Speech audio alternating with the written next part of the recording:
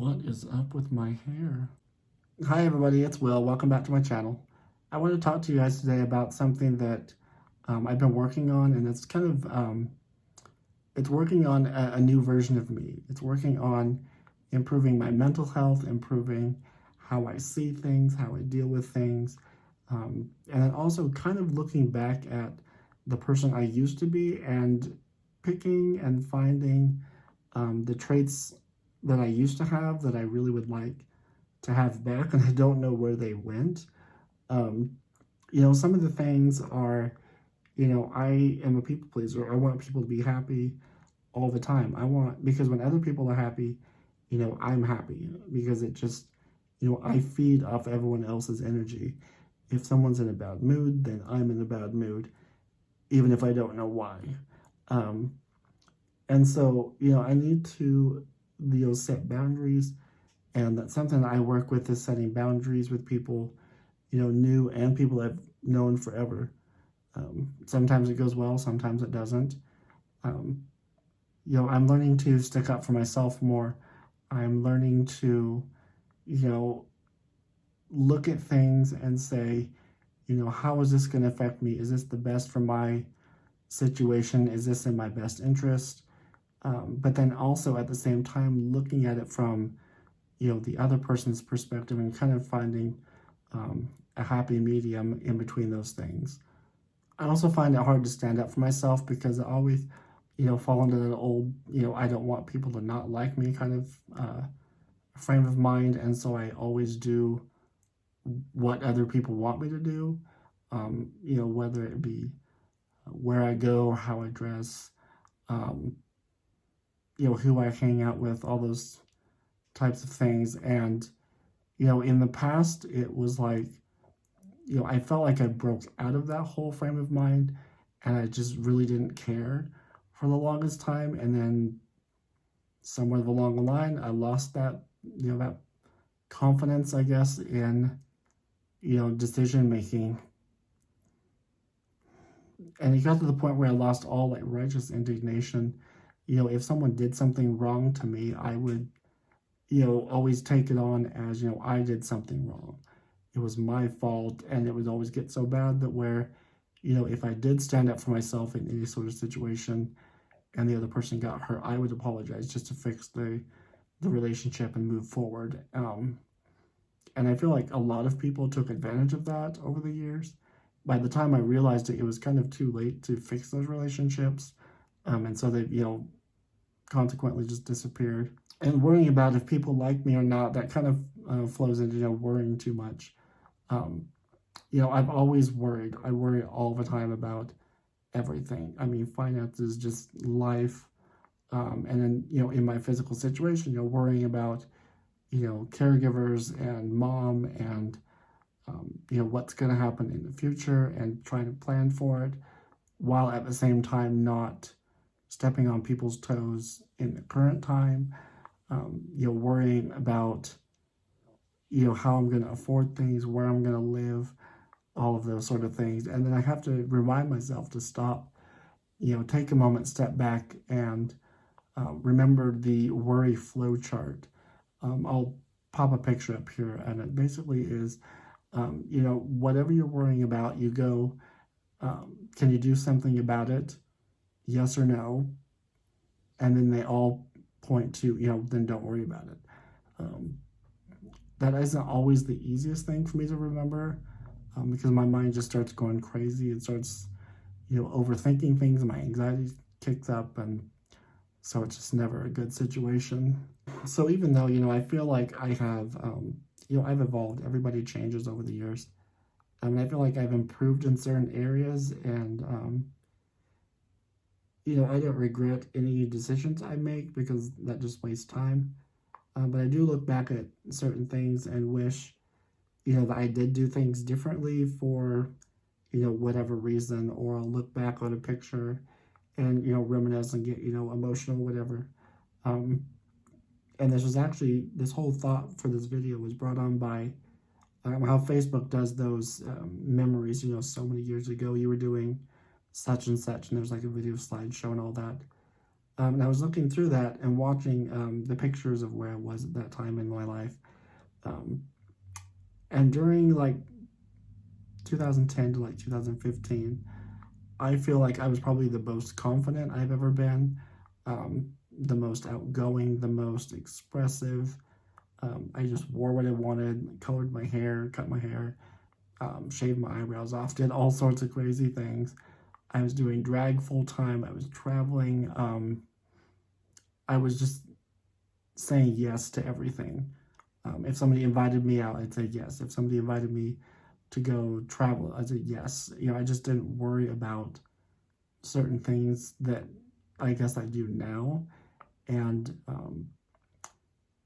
talking with my counselor, and we haven't really found any sort of point where I lost that. It was kind of a gradual thing over the years, since I moved away from Boise and my massive social life and all of that, I just started like closing in back on myself and, not expressing myself as much, living in a more conservative community, being around family all the time, where you don't really want to be that outcast sort of person.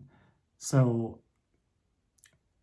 that is something I'm trying to slowly get back to, with doing my YouTube channel and having this, creative outlet. I've been getting more back into makeup, and while I'm not wearing it on a daily basis, it is something that I enjoy doing. I enjoy buying makeup, and doing the videos will give me an excuse to actually put it on and, keep moving forward with that. And now that my sister is able to work on weekends and my nieces and my nephew aren't here, it's just the two of us, there is more freedom on the weekends.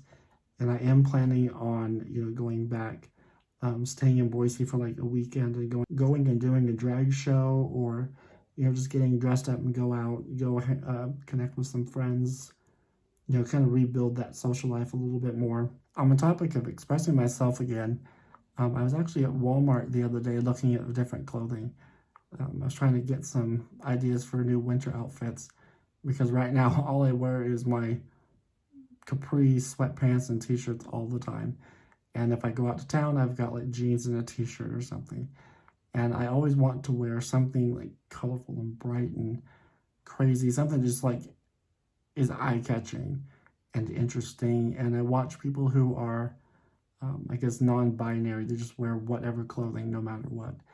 And I so much want to do that. I want to wear, patterned leggings and, shirts with like crazy patterns or embellishments, and, whether it's women's clothing or men's clothing, I don't really care. But I want to get back to that super expressive side of myself. But then as I'm looking at these clothing pieces, before I even make the decision to buy them, it's like some trigger in my mind says, no, you don't wear those things. You're not supposed to wear those things. It's ridiculous. And I just move on, because then it just starts a whole string of like negative talk in my mind. And I'm not sure where that comes from. I wish it would go away. But, it's something I have to work through. And I don't know if anybody else out there has those types of thoughts, especially when there's something that you really want to do, but for some reason your mind says no. But anyways, yeah, it's like everything in life is just, an ongoing process and trying to figure things out, and, who I want to be, where I want to be, and, surrounding myself with the right people at the right time to, make sure those things happen. And I know I'm not the only person that deals with these issues. I mean, I watch multiple people in the same physical situation as I am, which helps, know I'm not alone in these thoughts. Something else I've been working on is comparing myself to others, and I need to stop doing that. I've been doing it for years, looking at, during the rise of social media. I kind of grew up with it, from the very beginnings. I mean, I was on MySpace and always comparing my life in that moment to other people, looking at their pictures, their videos, everything that they're doing. And, it was always a trigger for my depression. And, saying, okay, everyone else is living these amazing lives, they're doing all this stuff, and I'm doing nothing. I mean, and especially now since I started my YouTube channel, I compare myself to other people on YouTube. I look at their videos, I look at what they're doing, um, and it always looks amazing, everything that they do, going on trips, going shopping, doing vlogs, hanging out with their friends, especially on Instagram. I mean, you always see like these perfect photoshopped photos of, trips and products and shopping and houses and, everything everyone else is doing. And, I started to let that really kind of, negatively impact me. And then I had to like really take a step back. And I was watching a video the other day, and something they said really struck a chord, and it was, you have to realize that a lot of these people that you're watching on social media, especially the OGs of Instagram and YouTube, they're on chapter 10 of their journey. And right now I'm still just barely building chapter 1. Their videos, their experiences, everything is on a completely different level. I mean, they have the money to hire camera crews, they have assistants and editors and, great locations, and I'm just sitting here, at the beginning with my iPhone, sitting in my extra bedroom and starting at the bottom. And so someday I could be there, but right now I'm starting where they started. Just using a camera, filming a video, editing it, and throwing it up there and hoping someone watches. I mean, not everybody starts this journey and, is immediately popular and has a massive channel and brand deals and travels and all that stuff, because, I started going back through some of my favorite YouTubers' channels and going back and filtering the videos and watching their very first, uploads. And they're actually just the same quality as mine. Some are even worse. I mean, they're filming like 720p at the max.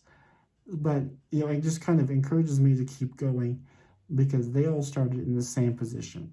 They started with, just trying things out, seeing what worked, and really evolving from there to get where they're at. And so it really helps me to stop that comparison feeling. Because, if I let it go too far, I start getting in a really negative mindset and thinking, my video idea isn't good enough. It's not interesting enough. It isn't going to be as dynamic. It's not going to be as over the top. I'm not able to film my daily vlogs because of, X, Y, and Z or whatever, just coming up with excuses. I just let that whole thing just start rattling off, and it gets out of control. And then next thing I know, it's the end of the day, it's bedtime, and I haven't done anything, which, is one of the worst things I can do for my channel, is by not putting something up, because no matter how bad it is, it's still, it's still a learning step. It's still a stepping stone to where I want to be. But anyways, guys, if you have any input, any ideas, anything you want to add, please leave me a comment below. I try to respond to every single comment I can. Also, you can reach out to me if you want to reach out privately on my Facebook, my Instagram. I'm on Twitter quite a bit now, so you can reach out to me there, and strike up a conversation. I'd love to hear your stories, maybe things that you're improving on yourself, the way you feel that you've evolved and how you've gone about it. I would love to hear from you. If you're new here, please be sure to hit subscribe and the notification bell so you're notified when I upload new videos. Hit that thumbs up. It really helps with the algorithm, or a thumbs down even if you don't like the video. Any sort of interaction helps. Share this video if you know of anyone who might like it, and I will see you all in the next one. Bye. I